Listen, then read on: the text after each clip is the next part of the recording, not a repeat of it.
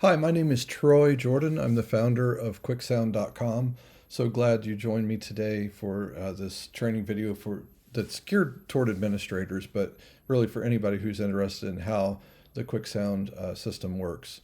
What I have shown in this diagram here is starting with audio interface. This happens to be a picture of a Mackie DL32R, which is a rack-mounted 32 channel in 16 channel out sound system that I have quite a bit of experience with. I've tested with several other systems. I just happened to choose this one for the photo.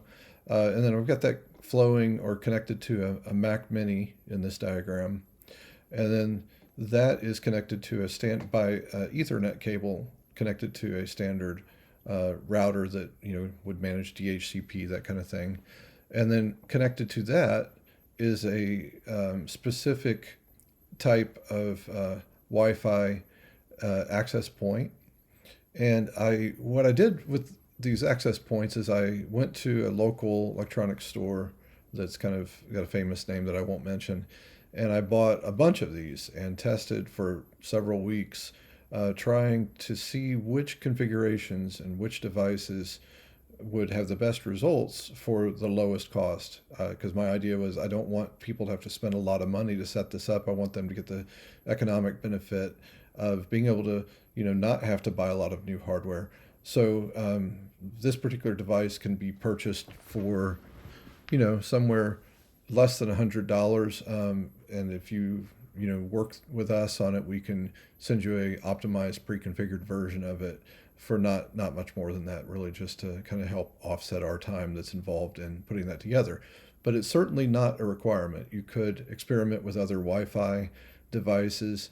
I could tell you from experience that, interestingly enough, this one, which is not too terribly expensive, outperformed some other much more expensive devices. But if you already have, really excellent Wi-Fi tools at your disposal that are not being used by for other purposes, you might be fine.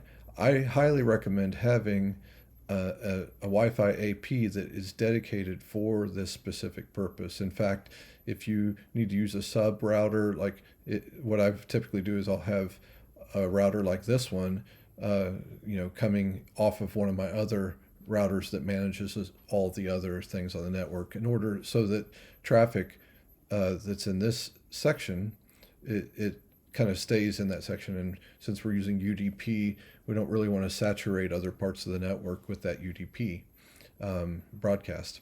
So, but the short of it is audio device going to a Mac Mini here. I often use a MacBook Pro because it's got a screen built in, but this would be a really good option to get high power. At least I would recommend at least get something with an M1 or M1, M2, M3 or whatever the best is. But it's been tested thoroughly with M1. We've tested some with Intel's, had pretty decent results, but everything we've done with M1 or better has worked really well. Now, obviously, this is transmitting over Wi-Fi.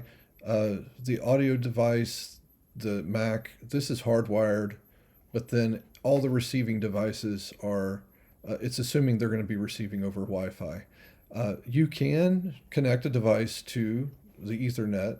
If you have if somebody's receiving on a iPad and they already have an Ethernet connection there, and you wanted to do that, you could do that. But the point of this software was to make it to where you could have many iOS devices receiving the broadcast and getting all the channels of audio that are necessary, and then each individual person being able to mix that and listen to it on their device. So it's not like some of the other systems where it's sending a signal back to a server that then is sending a stereo signal out to the individual device. We did do some testing with that capacity, but we're very happy that we're able to send all the channels of audio that you designate as a server admin and have as many devices on that Wi-Fi network that the Wi-Fi network can support.